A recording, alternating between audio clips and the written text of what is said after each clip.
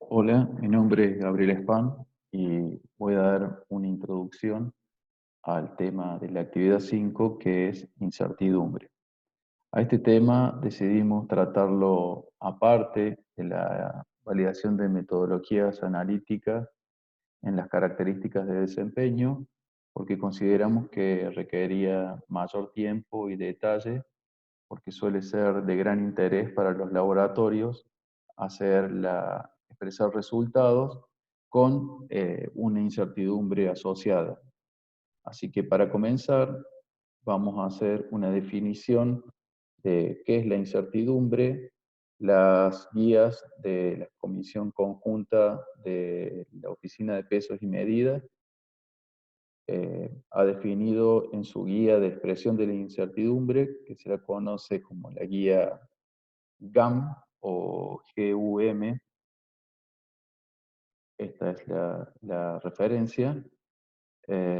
Existe una definición en esa guía y la misma comisión es la que realiza o escribe el vocabulario internacional de metrología, y como están desfasadas, las definiciones para incertidumbre no son exactamente iguales, pero el concepto es el mismo.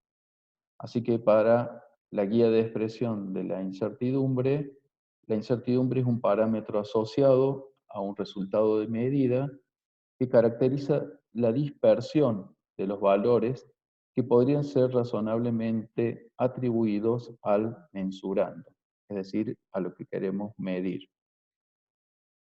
Y para el vocabulario internacional de metrología, que también venimos trabajando, la incertidumbre es un parámetro no negativo que también caracteriza la dispersión de los valores atribuidos a un mensurando, a partir de la información que se utiliza. Entonces, si bien son diferentes las definiciones, en la del BIM se puede ver que es un parámetro no negativo. La guía de expresión de incertidumbre también clasifica a los componentes que forman parte de la incertidumbre y tiene una separación en incertidumbres del tipo A, que son conocidas como estadísticas, y las de tipo B, que son las que no tienen que ver con un tratamiento estadístico. Y esta expresión, al final, estas incertidumbres, la de tipo A y de tipo B, se combinan y luego son multiplicadas, que ya vamos a ver por un factor de cobertura, para dar el intervalo de incertidumbre, que es el que se asocia al resultado de una medida. Para definir la incertidumbre, pensé que podía ser interesante decir qué no es la incertidumbre o cuáles son las ideas erróneas que hay acerca de la incertidumbre. Entonces, uno podría pensar que el cálculo o la estimación de la incertidumbre está asociado a la estadística y a distribuciones de probabilidad estadística o a variables con alguna distribución de probabilidad. Bueno, esto no es completamente cierto, porque inclusive en el cálculo o en la estimación de la incertidumbre nunca se habla de un intervalo de confianza, ni tampoco se habla de un nivel de confianza o nivel de confidencia. Simplemente se habla de un intervalo asociado al resultado de la medida. Entonces, eso aleja un poco al concepto de incertidumbre de alguna distribución estadística formal, porque la estadística tiene un tratamiento matemático formal. Entonces, como no todas las distribuciones de probabilidad en las mediciones son estudiadas en el cálculo de incertidumbre, es por eso que prefieren un poco alejarse del tratamiento o de la jerga de la estadística. ¿Qué no es tampoco la incertidumbre? Tampoco es un tema que pueda ser tratado como la propagación de errores. En física, la medición y el tratamiento de los errores de medición tiene un formalismo fuerte y pueden ser tratadas las variables con vectores y matrices.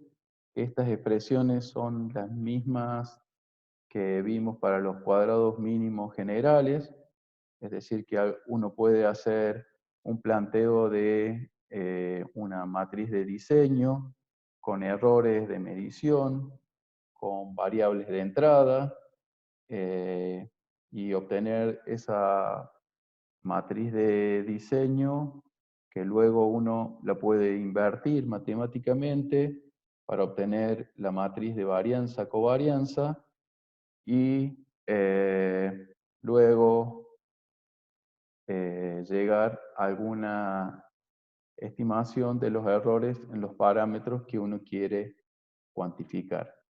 Con este tratamiento de propagación de errores formal, uno está seguro de que va, por lo menos en esta parte superior, uno no comete errores si las variables tienen alguna correlación entre ellas. Es decir, si las variables son independientes, eh, el tratamiento se puede hacer con estas matrices y si no lo son, también, porque esta matriz de varianza-covarianza contiene justamente a las varianzas en la diagonal y a las covarianzas en los elementos que están fuera de la diagonal de la matriz B. Pero bueno, si no existe correlación entre las variables, que esto no siempre es así, y hay que decir que cuando se hacen los modelos de estimación de incertidumbre, uno dice, bueno, pero estas variables son independientes, entonces a eso hay que probarlo si efectivamente es así, y si no lo son, uno puede al final tener una expresión del error, como hacen en física, que considere lo que se conocen como los factores de sensibilidad y los errores de cada uno de los parámetros que se estudian. Pero reitero de que incertidumbre tampoco es exactamente, lo vamos a tachar así queda bien claro, que no es propagación de errores.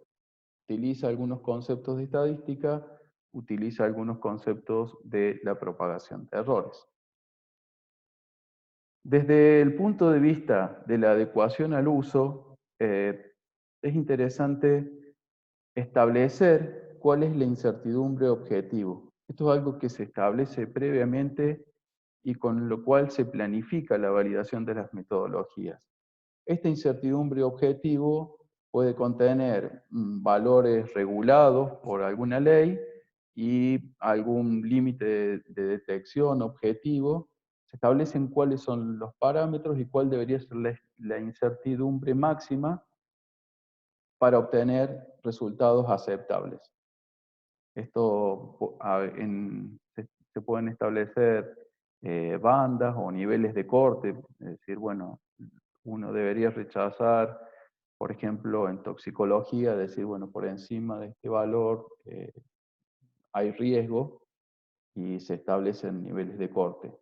Entonces, la incertidumbre objetivo es un concepto bien desarrollado y que vamos a ver la definición, que es la incertidumbre de la medición especificada como un límite superior y elegida en base al uso previsto de la metodología.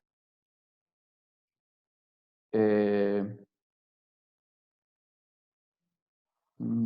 También se consideran, eh, para establecer esos límites, las reglas de decisión que tienen que ver, como también se habla en calidad, con alguna definición de riesgos.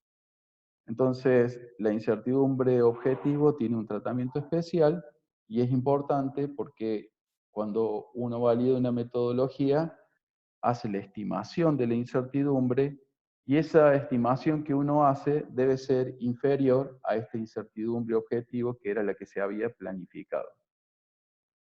Entonces uno no valida una metodología para luego ver cuál es la incertidumbre que obtuvo, sino que uno debe planificar cuál es la incertidumbre de interés o la incertidumbre objetivo para luego establecer si esa metodología puede alcanzar a esos requisitos y finalmente en la validación ver el cumplimiento de que las incertidumbres que se estiman son inferiores a la incertidumbre objetivo.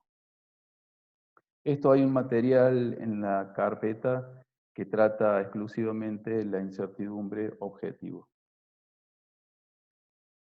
Entonces, como decía, en la estimación de la incertidumbre hay algunos pasos que se deben cumplir. La estimación de la incertidumbre, para hacer la estimación existen estrategias, diferentes estrategias.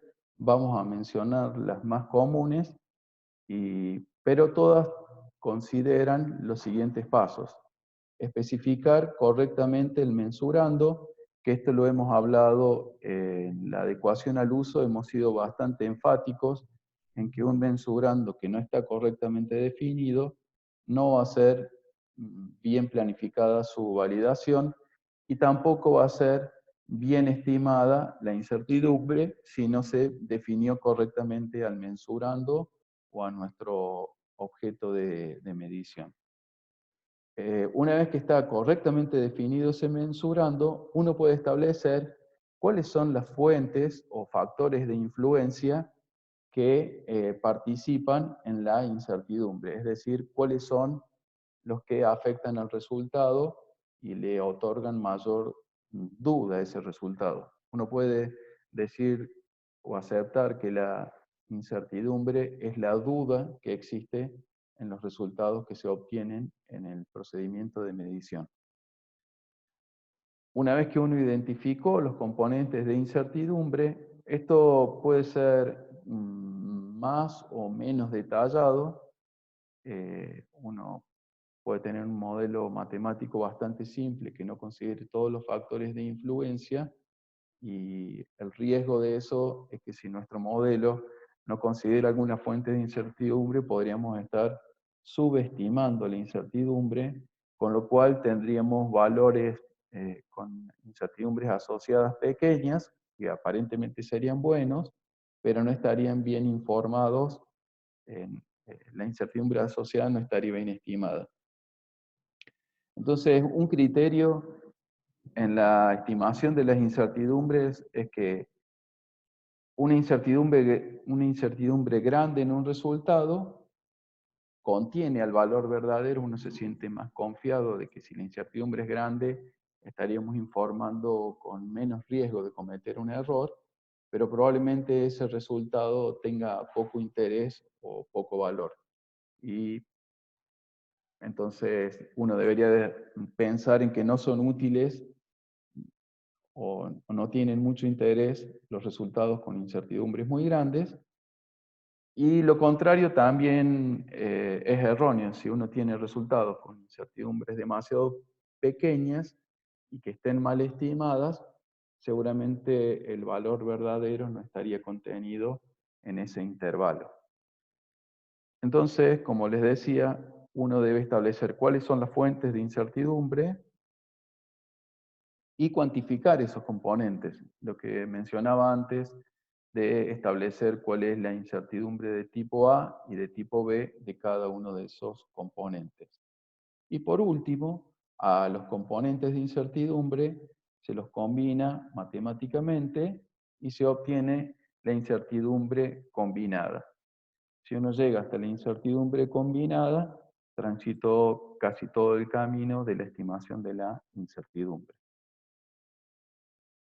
En la notación de la guía de expresión de incertidumbre, I es nuestra variable de interés que está relacionada por una función. Hay una relación funcional entre I y las variables x1, x2 y xn. Entonces acá quedan definidas cuáles son las variables que modifican el valor de nuestra variable de interés, y uno debe establecer matemáticamente cuál es esa relación.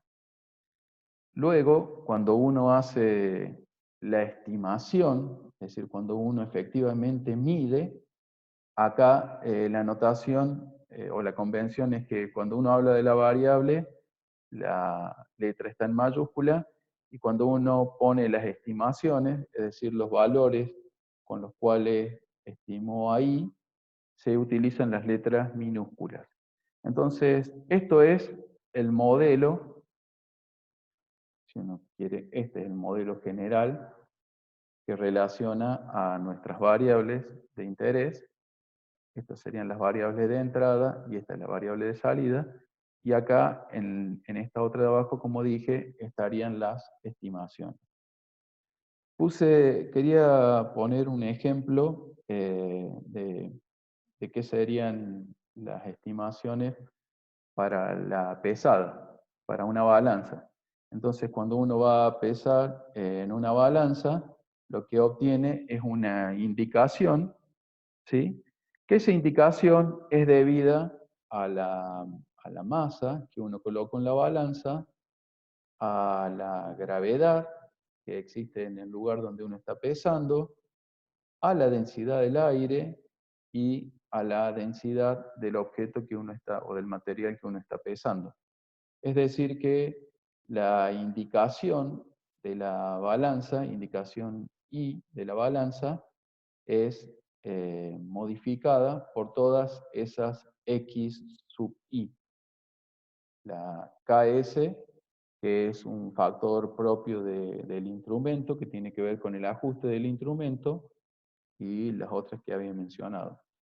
Si uno piensa, el modelo más simple hubiera sido que la indicación sea igual a la masa. Entonces ese hubiera sido un modelo un poco incompleto, porque no hubiera considerado el empuje del aire, que es lo que se muestra en todo este paréntesis.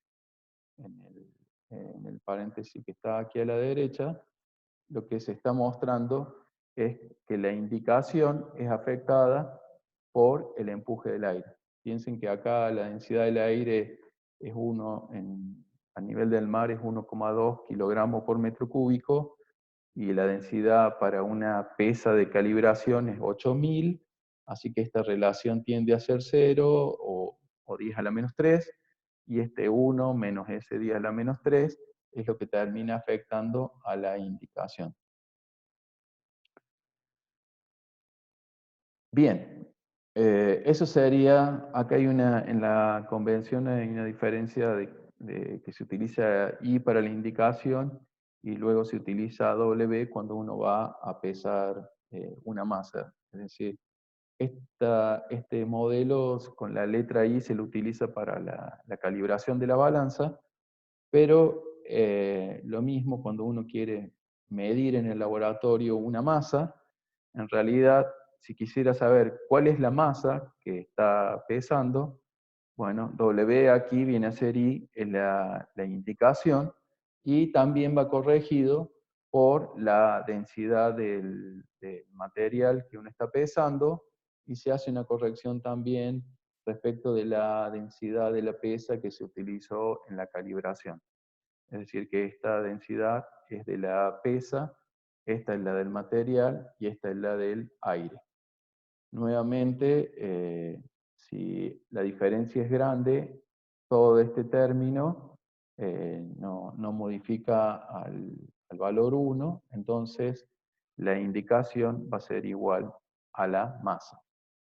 Ese sería el modelo matemático que relaciona a nuestra variable de interés o a nuestro mensurando con las variables de entrada. Ahora nosotros lo que quisiéramos hacer es obtener alguna expresión que me permita conocer esta incertidumbre combinada para ese mensurando o esa variable de interés. Como les decía, uno de los modelos, el más simple, es el que considera la incertidumbre de cada una de esas variables de entrada, multiplicada la incertidumbre por un factor de sensibilidad, y luego ahí la sumatoria sería sumar todos los términos correspondientes a esa variable de entrada. ¿Qué se supone acá? Que son independientes. Las variables x1, x2, x3 son independientes. Entonces uno puede hacer directamente la suma. Esto no siempre es así, repito, pero para mostrar cómo se puede obtener cómo se pueden combinar las incertidumbres, uno debería conocer estos factores de sensibilidad, que aquí hay estrategias para hacer estimaciones, y conocer las incertidumbres individuales de las variables de entrada. Al final, cuando yo obtengo esta incertidumbre combinada, o incertidumbre típica combinada, porque es la incertidumbre estándar, como en estadística la desviación estándar, al final es conveniente multiplicarla por un factor de cobertura, que tomando también como en la distribución normal, si ese factor de cobertura es igual a 2, deberían estar contenidos el 95% de los valores.